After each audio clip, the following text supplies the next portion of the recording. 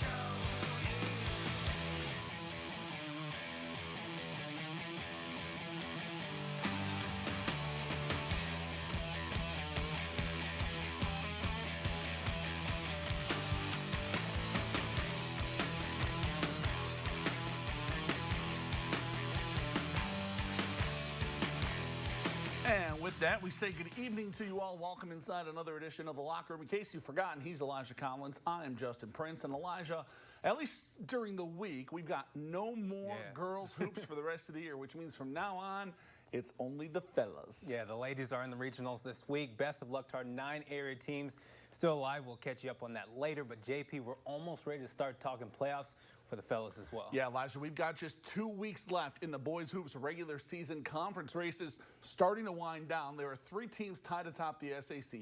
Wayne, Homestead, Concordia. They each have 1 loss. Homestead and Concordia were supposed to play tonight. That game, however, is postponed. Has not been rescheduled just yet. The Generals, though, they can keep their hold on the conference. We're going to check in with them a little bit later in this block. Yeah, because tonight 2 area conference can be decided, NE8 and the ACAC. Both can be clinched, and we'll begin the night with the NE8, JP. Yeah, and for that, let's head on down to Aussie in 3A, number 3, Norwell, looking to make it back-to-back NE8 championships, hosting Huntington North, a win by the Knights. They're outright champs. First half, defense to offense. Cohen Bailey, the steal, gets across the timeline, finds Jake Parker for the fast break layup. Now, Huntington North trying to get going after that. Tyler Carr with a turnaround left-handed shot. Soft touch for 2. Vikings again go back inside. This time it's Carr. Nice shot fake, gets the defender in the air. The Vikings would go on a run late in the second quarter, but all the Knights would not let them get in the door. Here's Bailey to Luke McBride. He's a pretty good basketball player.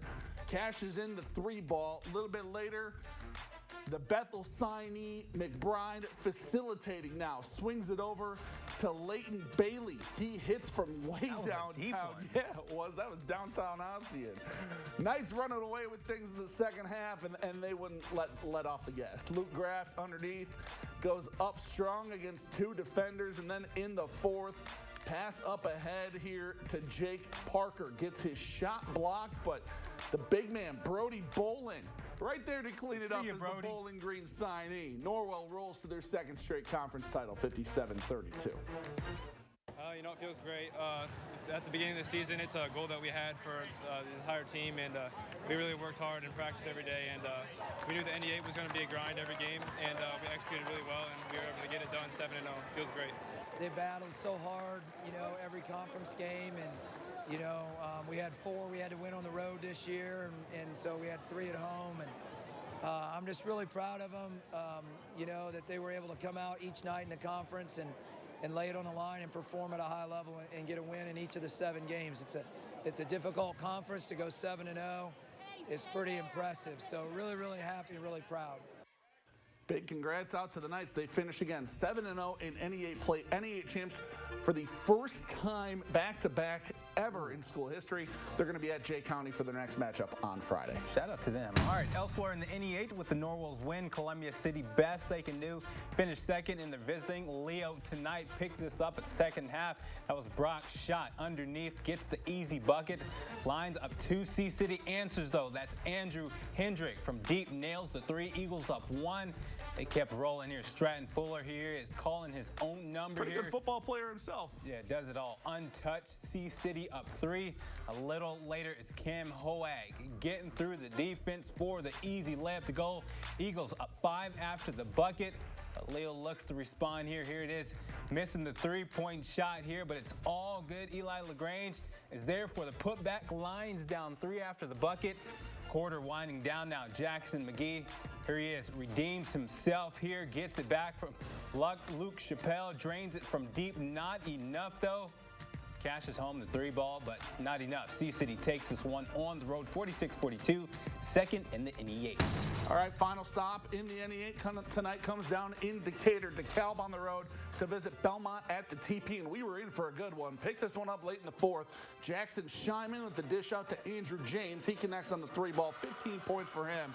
It's an 8-point lead after that bucket for Belmont. Later in the frame, one possession game now with 4 minutes to play. Shyman backs it out, takes it to the rim, soft touch to go. Team high 17 for the kid. Belmont takes a 4-point lead. 2 minutes later, Shyman trying to make something happen, turns it over to Donnie Wiley, gets the steal and the slam. 2 of his 6. Barons cut it back to 2. DeKalb trying to push ahead. Alex Leslie dumps off to Caden Pettis, ties the game, but Belmont defends their home court tonight, and they escape with a win, 54-52. All right, we switch over to the SAC. Wayne, one of the 3 teams in the league with a 6-1 record entering tonight.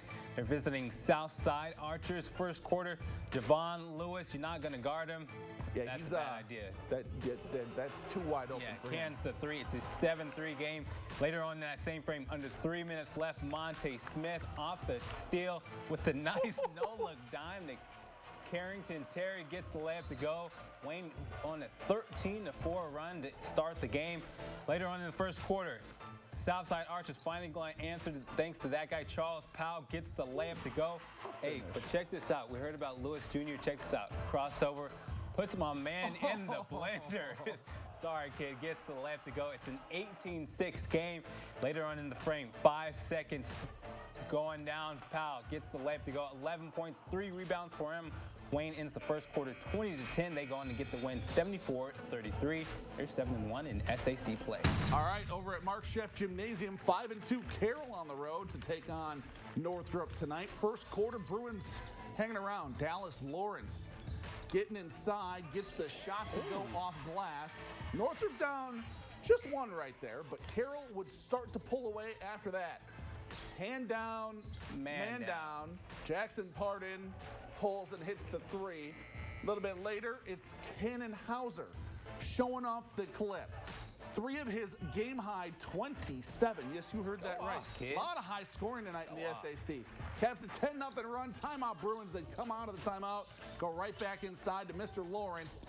Gets the nice up and under finish to fall. 2 of his 10, but it was all Chargers all night. Pardon me. Excuse me. 3-ball. He finished with 18 on 4 or 5 shooting from deep, and then it's Draylon Truesdale. How about another 3-ball? You get a 3. You get a 3. Everyone you gets get a a 3. 3. Everyone gets a 3. 13 for Draylon. Chargers hit 11 threes as a team. They run away with this one, 84-55. All right, next up in the SAC comes over at By-Hay Arena. Tate Johnson, the Northside Legends, taking on Bishop Dwenger. Legends jumped on top early in transition. Tate Johnson pulls from deep. Oh my goodness. Gets every part of the rim, but it falls. He had 18 tonight. A little later, it's Eugene Young Jr. Big night from him tonight. 3-ball. He's cashing its 11-point Northside lead, but the Saints wouldn't go away tonight. Just before the end of the first, check this out. Ethan Roy gets the board. Up half court heave. Let's see it. Oh my goodness. You might see that one later. We love seeing that. 4-point game after 1. Second quarter we go. Sam Campbell, and I'm not talking about the Sioux, played quarterback for the Saints football team. Showing why. Here, long pass up ahead. We're all tied up, but Young and the Legends, too much to handle tonight. Eugene goes off for 28 points and 7 3-balls. Goodness, and Northside picks up the tight dub, 58-56. I told you, a lot of high scores in the SAC tonight. Final stop in the SAC comes over at Kilmer Court. Snyder still looking for that first conference win.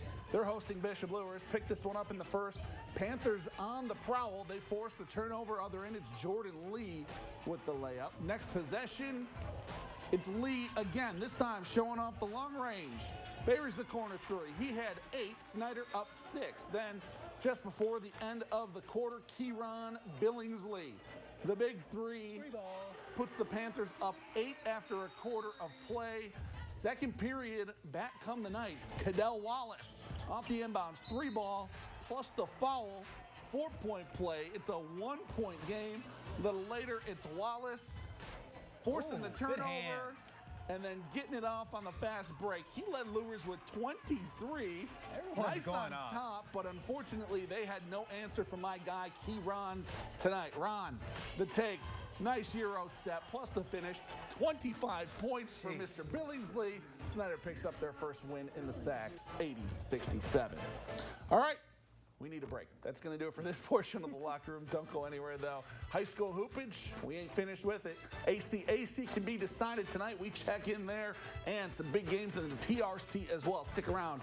You're watching the locker room. We're the Northside Legend. You're watching the locker room. Don't go anywhere. More highlights coming up next.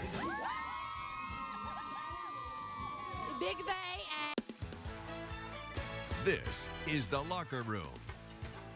What's up, party peeps? Welcome back inside the locker room. Thanks for sticking with us. Well, as we told you earlier in the show, the other area conference that could be decided tonight, Elijah, was the ACAC. Yeah, this one a little more interesting, though, coming into their final conference games of the season tonight. Heritage, Adams Central, and Jay County all had one loss, but a win by AC and either Heritage or Jay County, and the conference could be shared, but an AC loss, and neither of the Patriots would win the title outright. Yeah, so let's crown a conference champ, Let's do it. shall we? All right, let's get to it. Down at the hangar, Adams Central hosting their rival South Adams tonight. Looking to claim a share of that ACAC crown. Three-pointer early in this one, no good, but big Isaac Schultz gets the board and puts it up and in. A little bit later, Schultz on the run now.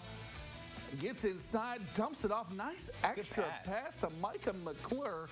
Gets the shot to go. A little bit later than that, McClure over to Ryan Tester.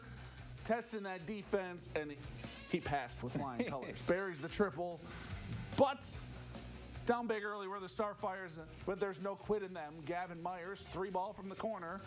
But the Jets fly right back down the court. Braylon Reber, shot fake, quick easy answer. Break in the mid-ranger. But the pass, bad pass, wasn't even looking here. Tester picks it up, finds McClure, and the Jets dismantle the Starfire 64-20. They claim a share of the ACAC title, and they're going to share it with Jay County after they topped Heritage earlier today. All right, over in Woodburn, more ACAC action. Woodland back at home tonight hosting Southern Wells. It was a close one to start out. Braden Smith takes it up the floor. Little pass to Dawson Leachy missed, but Trey Yoder right there to put it back. Woodland up 2-0 a little later. Raiders kick it out to Chandler Oswald. Lets it fly, sinks it. It's 4-3 Woodland. Warriors looking to respond. Let's see if they do. It's Smith from deep. Knocks it down 7-3 Woodland. Raiders, though, still in this one. Hey, give them credit. They lost by 40 to these guys a couple weeks back, man. Almost a month ago, they lost by 40. That's a good response. Jensen, News Bomber, gets the 3 to go. Raiders looking to take the lead. Evan Pemington, here he is. Drives, takes it to the hole, finds Perrin Gates in the paint for 2. Raiders take the lead. Warriors not having it, though, off a miss down low. DJ Garrett cleans up the board, gives Woodland the lead again, and Warriors roll in this one 79-56. All right, let's move over to the TRC down in Manchester. An important one in the conference standings. Peru, 6-0 in conference play, visiting 5-1 Manchester tonight. Fourth quarter, Tyler McClain with the 3-ball puts Manchester up a pair. A little bit later, it's McClain again. This time, another big bucket coming right your way. Puts the Squires up by 4. A little bit later, back the other way, Matthew Retger gonna get the 2 here. Manchester's back up a pair. Peru cuts into that lead. Then after that, it's Alex Ross hitting the jumper right here, cuts the lead down to just 1. Then, other side though, Manchester answering right on back. Ethan Hendricks padding that lead. Manchester goes on to win a good one, 54-51. They're 7-1 in conference play. All right, elsewhere in the TRC, a pair of 3-3 squads in conference play going at it. Wabash Apaches hosting Rochester. Start off in the first. Isaac Wright hits the tray to start the game 3-0. Wabash later. Grant Ford, here he is. Let's see what he has. With the shot from deep. Let's off the clip. It's good. It's a 9-3 Wabash lead. And then the answer, Isaac Wright. Here he is again, dialing it up from 3-ball. We had a lot of threes. Yeah, tonight. we People did. Just letting they it were fly. letting it fly. 9-point Wabash lead after the 3-ball there. What was it that we said about lefties and shooting? They just have that so shot. Pretty. They do. For Rochester, here it is. Paul Leisure with the 3-ball. Another one. Ball 12-6 Wabash. And Wright off the fast break this time. He lays it in. Wabash up 8. Wabash can't hold the lead. They fall in a nail-biter 62-61, the final. All right, final high school stop comes in Plymouth. Warsaw visiting the Pilgrims for some NLC action.